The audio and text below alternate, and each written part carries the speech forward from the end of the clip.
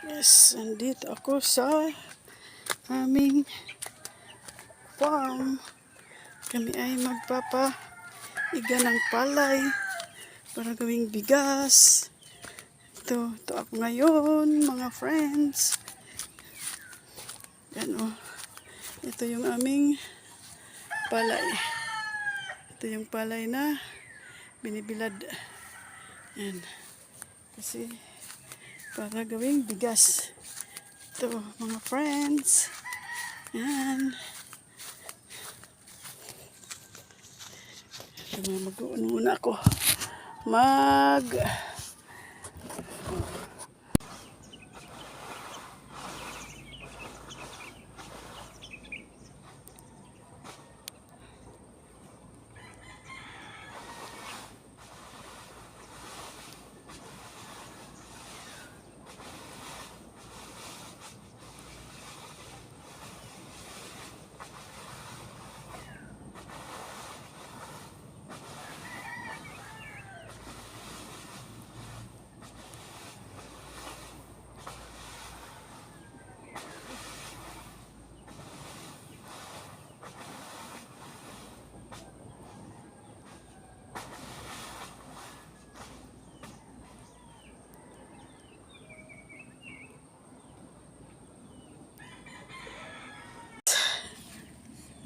Tapos na rin.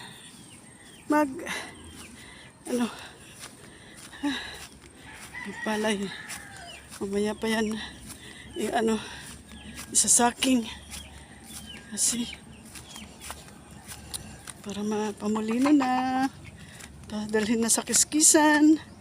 At magawa ng bigas. Okay. Ito ako sa aming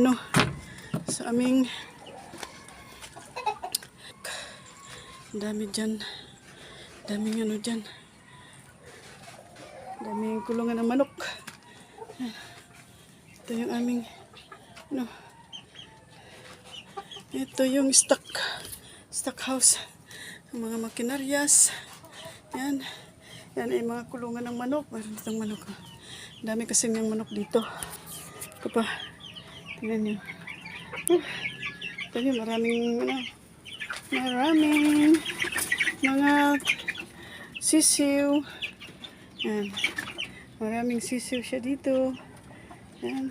Doon yung malaking manok. Yan. Dito, ano pa ba? Wala. Salang dito lang. Dami siyang mga manok dito. Ito yung aming mga makinarya sa farm. Yan. Ginagamit sa palayan. Ngayon, tapos na sa cropping. Wala na, hindi nagagamitin. Kaya, nililinis na yan. Tsaka itatabi na muna para sa next cropping. Yan. Tsaka sa pag-aani na, yan, gagamitin ng isang makina dyan para sa tracer. Yan lang ang buhay dito sa bukid, mga friend. Mga guys. Thank you very much sa inyong panonood. Love you all.